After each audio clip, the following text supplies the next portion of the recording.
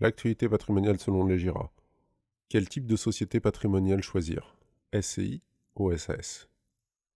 De plus en plus de contribuables choisissent d'investir via des sociétés patrimoniales. Les sociétés civiles sont de loin les plus utilisées, notamment lorsqu'il s'agit de sociétés familiales. On parle de société civile de portefeuille, ou SCP, ou de société civile immobilière, SCI. Mais avec le développement de la holding LIS, la SASU a pris de l'ampleur chez les chefs d'entreprise. Découvrons ensemble le type de société à privilégier en fonction de votre situation. SCI ou SASU, cela dépendra essentiellement de l'utilisation que vous souhaitez en faire. La SCI règne pour les investissements à crédit. On apprécie la SCI pour sa simplicité pour obtenir un crédit.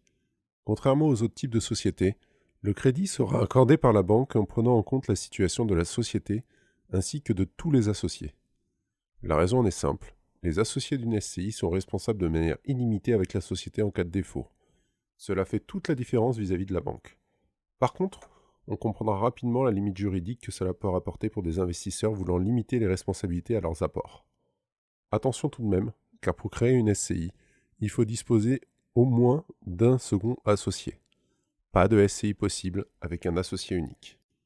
La SAS, Holding LIS pour les chefs d'entreprise. Les entrepreneurs choisissent de plus en plus la forme de société de capitaux, SARL ou SAS, pour développer les activités professionnelles. Le but premier est de protéger leur patrimoine personnel en cas de défaillance de la société. On peut se demander si c'est la meilleure façon de poursuivre cette stratégie, mais ce n'est pas l'objet de notre article. Quand on parle de holding patrimonial, la stratégie va en être de même. Limiter le risque financier aux apports en capital social. Pour ce faire, la SAS semble l'outil idéal, avec cerise sur le gâteau, la possibilité de créer une société seule à travers la SASU. Par contre, en termes de crédit, cela limite grandement les possibilités.